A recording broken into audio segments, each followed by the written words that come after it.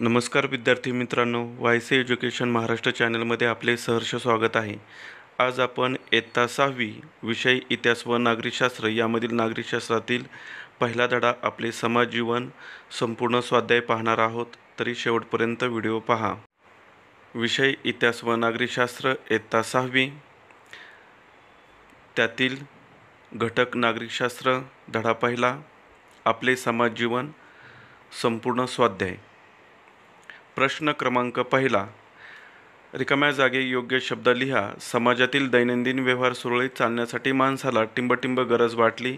उत्तर, नियमांची। माणसातील कलागुणांचा विकास समाजामुळे होतो।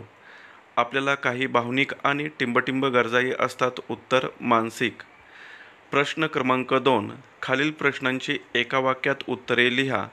आपल्या मूलभूत गरजा कोणत्या? उत्तर, अन्न, वस्त्र, निवारा, शिक्षण व आरोग्य या आपल्या मूलभूत गरजा आहेत। प्रश्न क्रमांक 2 मधीलच दुसरा, आपल्याला कोणाचा सहवास आवडतो? उत्तर, आपल्याला कुटुंबातील लोक, नातेवाईक आणि मित्रमैत्रिणी यांचा सहवास आपल्याला आवडतो। 3, समाजामुळे आपल्याला कोणती संधी मिळते? समाजामुळे आपल्याला विचार मांडण्याची आणि भावना व्यक्त करण्याची संधी मिळते। समाज केव्हा बनतो? समाज उद्दिष्टे साधण्यासाठी जे काही लोक एकत्रित येतात तेव्हा त्याला समाज म्हणतात। पुढील प्रश्न पाहण्या अगोदर एक सूचना आहे की जर तुम्ही चॅनलवर नवीन असाल तर आपल्या चॅनलला सबस्क्राईब करा, जेणेकरून पुढील सर्व व्हिडिओंचे तुम्हाला वेळेवर अपडेट मिळतील। पुढील प्रश्न 5,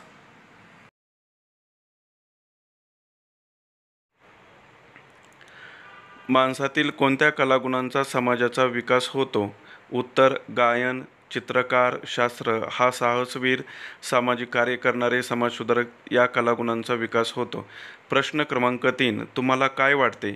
2 ते 3 वाक्यात उत्तरे लिहा। समाज कसा तयार होतो? उत्तर, समाजात सर्व स्त्री, पुरुष, प्रौढ, वृद्ध, लहान मुले, मुली या सर्वांचा समावेश होतो। समाजात विविध गट, संस्था, संघटना असतात। त्यांच्यात परस्पर देवाणघेवाण, परस्पर संबंध निर्माण होतो। काही समान उद्दिष्टे साधण्यासाठी जेव्हा लोक एकत्र येतात तेव्हा त्यांचा समाज बनतो। प्रश्न क्रमांक 3 मधील दुसरा प्रश्न, समाजात कायमस्वरूपी व्यवस्था का निर्माण करावी लागते? उत्तर, समाजामुळेच आपले दैनंदिन जीवन सुखरूप होते। अन्न, वस्त्र, निवारा, सुरक्षितता यांसारख्या गरजा भागवण्यासाठी समाजाला एक कायमस्वरूपी व्यवस्था निर्माण करावी लागते। 3, माणसाचे समाजजीवन अधिक संघटित व स्थिर कशामुळे होते? उत्तर, समाजातील दैनंदिन व्यवहार सुरळीतपणे चालण्यासाठी माणसाला नियमांची गरज वाटू लागली। त्यातूनच रूढी, परंपरा, नीतिमूल्ये, नियम आणि कायदे अस्तित्वात आले। त्यामुळेच माणसाचे समाजजीवन अधिक संघटित व स्थिर झाले। 4, समाजव्यवस्था अस्तित्वात नसती तर कोणत्या अडचणी आल्या असत्या? उत्तर, समाजव्यवस्था अस्तित्वात नसती तर समाजामध्ये गोंधळ माजला असता, विविध संस्था, संघटना तयार झाल्या नसत्या, शेतकऱ्यांच्या मालाला बाजारपेठ उपलब्ध झाल्या नसत्या, बँका, कारखाने तयार झाले नसते, प्रत्येकजण मन मानेल तसा वागला असता। प्रश्न क्रमांक 4, पुढील प्रसंगी काय कराल? तुमच्या मित्राची, मैत्रिणीची शालेय वस्तू घरी विसरली आहे। उत्तर, त्याला ज्या वस्तूची गरज आहे ती मी त्याला देईन, त्याचे काम झाले की परत घेईन। स्वतःच्या मतानुसार याचं उत्तर लिहायचं आहे। 2, रस्त्यात एखादी अंध अपंग व्यक्ती भेटली। उत्तर, रस्त्यात एखादी अंध व्यक्ती भेटली तर तिचा हात धरून तिला पलीकडे सोडण्यास मदत करीन। अशा प्रकारचे प्रश्न स्वतःच्या मतानुसार उत्तरे लिहायची असतात। पुढील प्रश्न उपक्रमाअंतर्गत आहे। तुमच्या परिसरातील बँकेला भेट देऊन ती बँक कोणकोणत्या कामासाठी तुम्हाला कर्ज उपलब्ध करून देते याची यादी तयार करा।